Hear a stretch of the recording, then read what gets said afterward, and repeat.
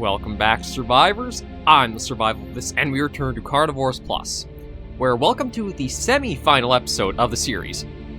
We are, again, at the very, very end, or tail end of the series. We've hunted almost everything. We've seen all the maps, so all we're basically doing is going to try to squeeze up a few more points, and then next week, our finale, we'll be trying to take down a Seismosaurus. But until then, we are going to work at basically just a little bit of random stuff. I still would like to grind a few points. Oh no, I do also have to do a trophy hunt, so we could try...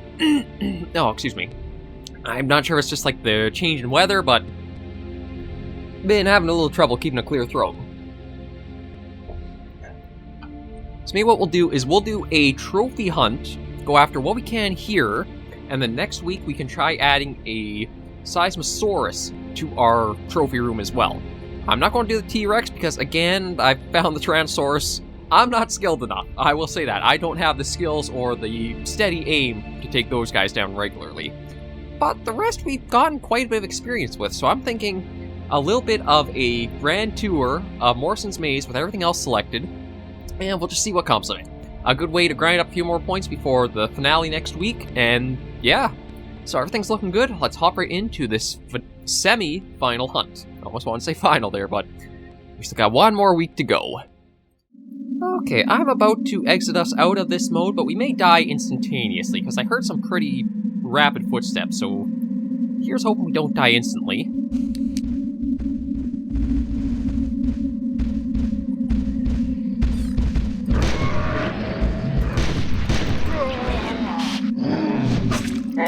Got 1 and 2, so not bad, but we'll restart.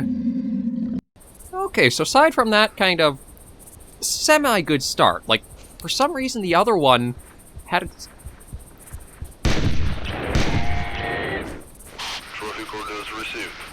Oh, they're starting us off pretty spicy again. Or yeah, now they'll try charging us. Oh, jeez, that was just the dropship. I just saw something coming over the horizon. I am not actually used to the trophy ship showing up. Because, like, aside from the few trophy hunts, I've always been trying to grind the points, so... But, whew. I was surprised we got one of the 2 Therizinosaurs, but... That's something really interesting about both the Therizins and I think the Majungatholus. If I can kind of be steady with Majungatholus. But for the Therizinos, if you can basically watch them and time out when they open their arms up to try to strike you, you can basically guarantee you'll get them.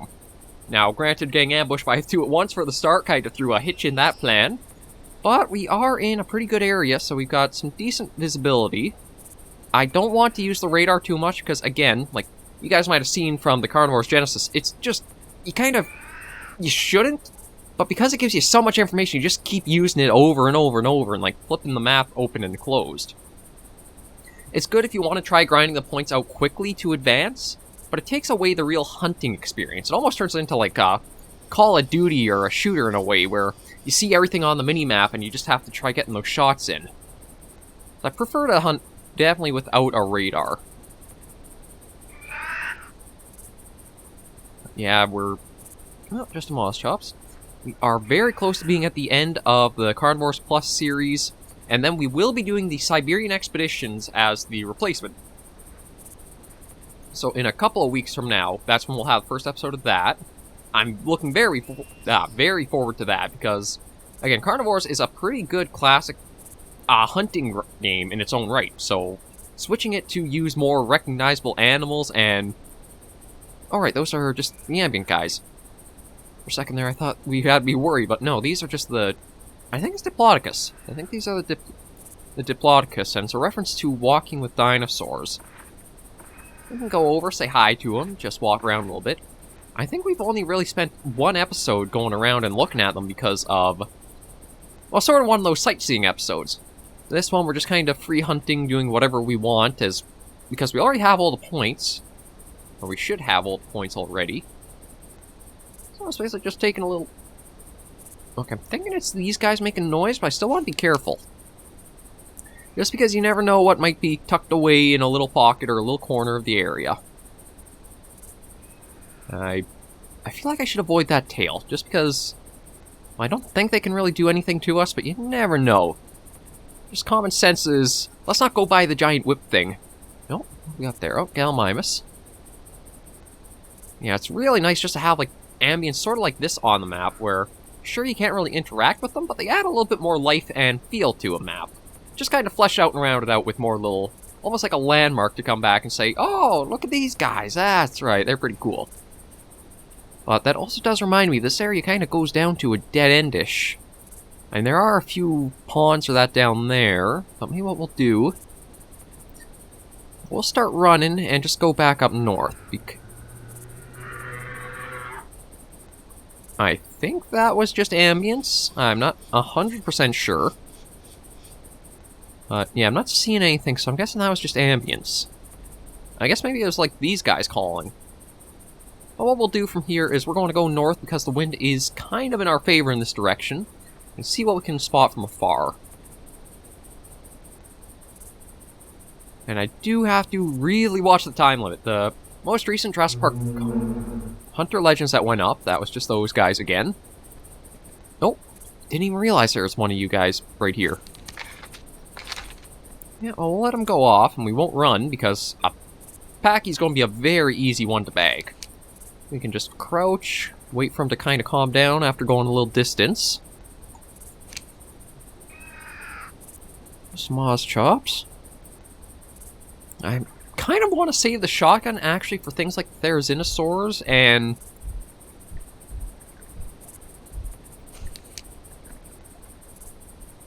that could be the Packy, but it sounds bigger.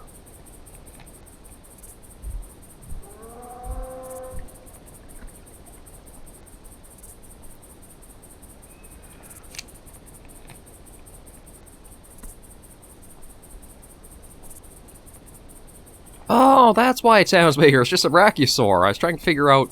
Okay, the head kind of like a Therizinosaur, but I wasn't expecting to find just a Brachiosaur kind of chilling down here. A little bit of an odd spot for him, but I mean, I guess he's found a pool of water. So you're the one I heard kind of stepping around a little bit. I thought a Packy wouldn't make that much noise. And I did see the tail end of the Packy heading up this way, so we'll just stay down, or we'll stay crouched down. Try to see how we can get a nice, better shot off. I'm hoping he just kind of keeps slowly trotting this way.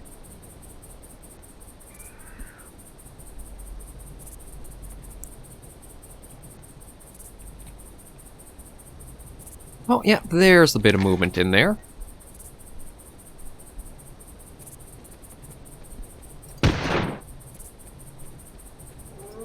Ah, shoot, right behind that tree. Yeah, you were definitely all I was here. And Morphodon, I heard just a moment there, but let's try to get this Packy. And of course I had to run right behind a tree there. And as you guys saw, my shots are not exactly the most accurate. I wonder if I should even try doing a series of, like a FPS trainer or something like that. See if I can actually improve my skills using it. Or using something like that. We're getting into a pretty unique area to hunt in, because it's almost like a corridor in a way. I see him running back and forth. Just going to keep low. I don't know if he'll chill out or not. It's hard to say if he's still triggered by us, or he's just kind of...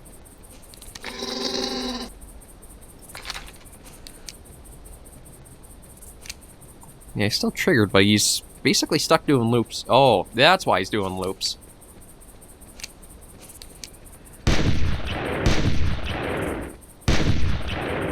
Okay, well, shotgun wasn't working.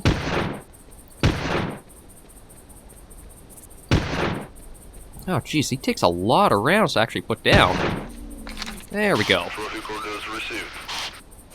Yeah, so... definitely proves I'm not exactly a marksman. I at least can get them with a few hits. So we've got a couple animals so far. But yeah, we're basically stuck in like a little gully, or... it really is a corridor, almost. And he was stuck at the very edges of the map, which is why they were just looping like that. I don't think it ever would have calmed down unless we backed up and moved quite a ways. Well, there's just another one we can say we managed to take down. Getting trophy aboard. Yeah, it's so weird to hear, like, with doing so many tranquilizer hunts, it's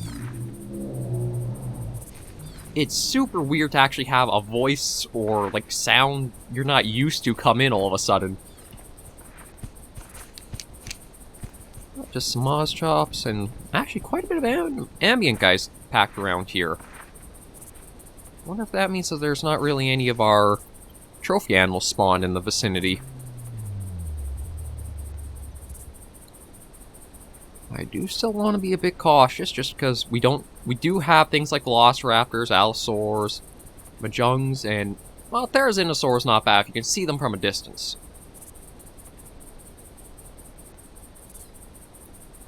You do have a bit of a grace period on them now that, like, now I've got hunted them. I still think they're probably one of the best animals I've encountered in carnivores. The animation is superb for how they cover their chests like that, and they really do teach you. If you watch and understand how they are, they really do reward you for understanding their behavior. I mean, I suppose in a way the T-Rex is another one like that. It's just that Mortal Zone can be really hard to hit sometimes, so that one's more of a 50-50-ish flip of a coin, whereas the Therizinosaur, or Therizinosaur, it's one you can feel you can master that dinosaur.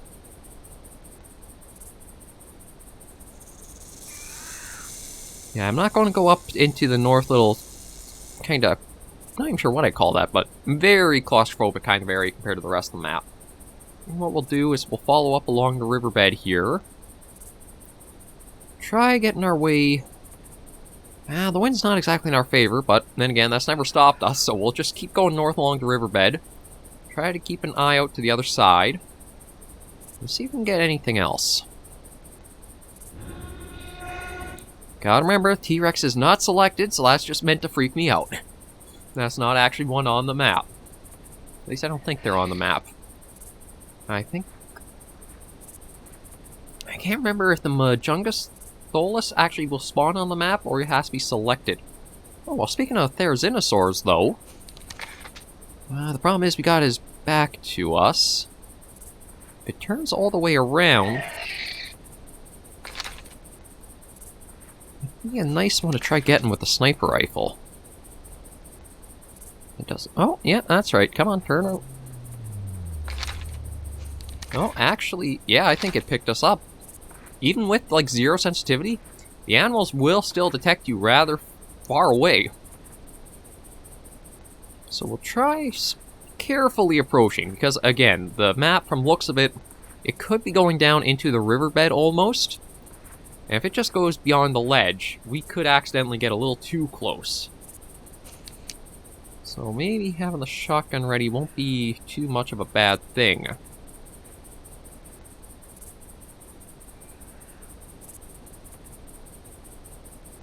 I do have to hand it, one thing that I do like more about, like, modern, the Hunter series, like both classic and, well, maybe not as much classic, but definitely Call of the Wild, is you have more feedback on how the animals might be picking you up. Like, is it visual cue? Is it because you were walking? Is it sound?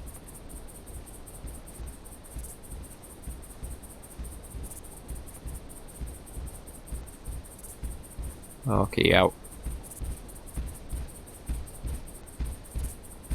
Okay, so you're coming in, but we can get you. Just open your arms up. There we go.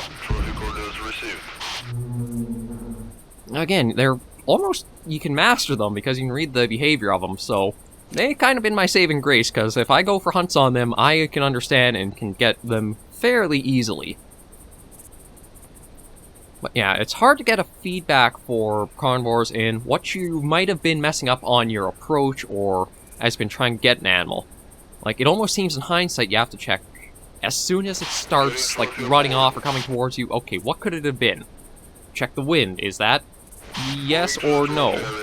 Is it visual? Well, I was crouched down, but standing, like, would that change it that much? Or was I walking when it picked me up? It's, again, it's kind of hard to get the feedback, whereas the Hunter, because it has the HUD elements, such as, like, your visibility, the wind... Actually, does it have wind? I know there are ways to track how the wind's blowing, but... Oh yeah, it does, because on the compass has the green cone. But you have more systems in place so you can understand the feedback a bit better. Carnivores, you do kind of just have to be a bit lucky and also try to use a bit of guesswork.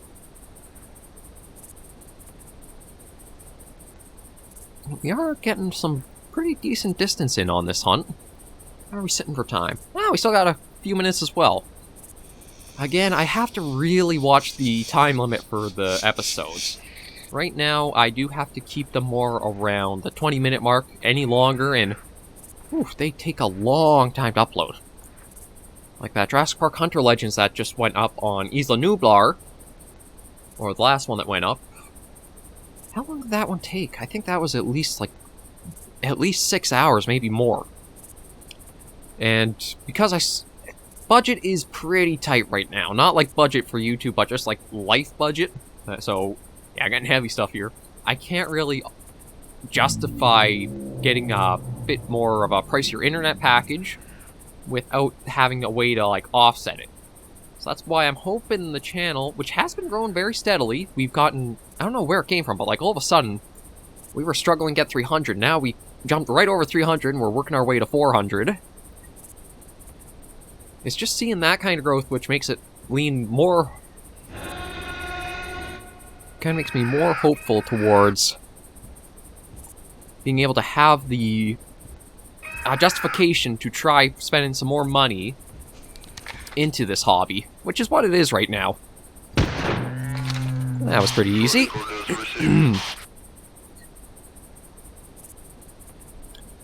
Oh yeah, it's not... I mean, it's kind of hard to say how expensive this hobby is. The biggest thing is the capture software is free, the audio capture software is free.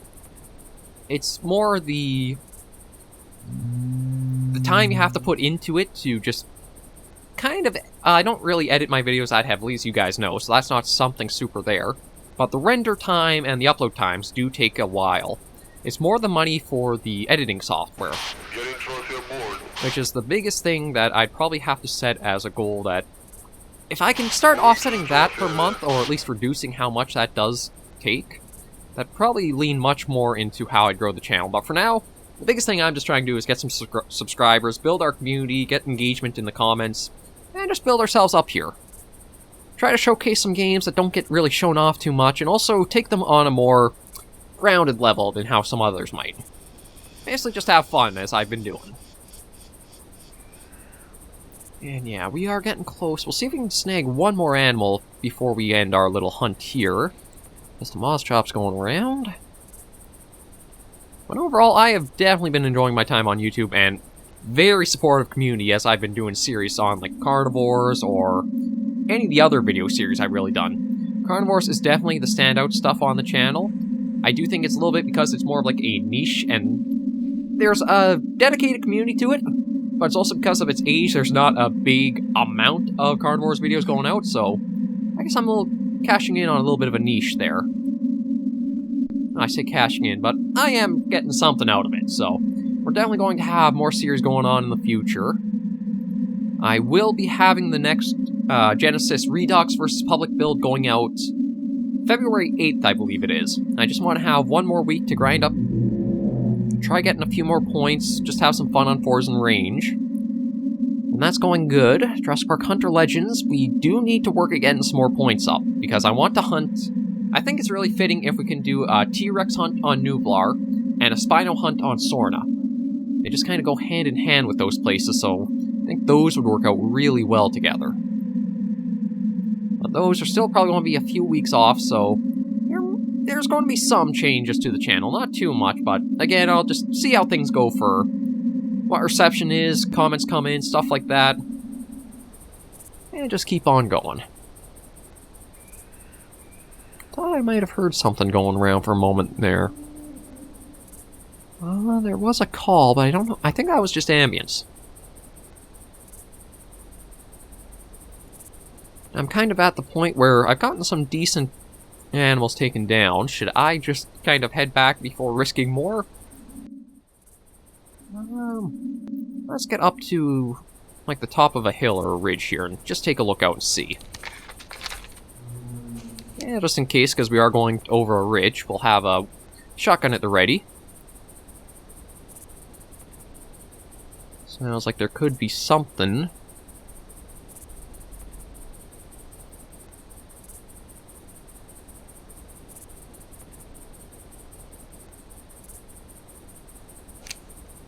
Oh, just a tiny compy out there, but I thought I heard, like, footsteps of something else. Yeah, I think I kind of am, but I'm not certain. Maybe just the moss chops.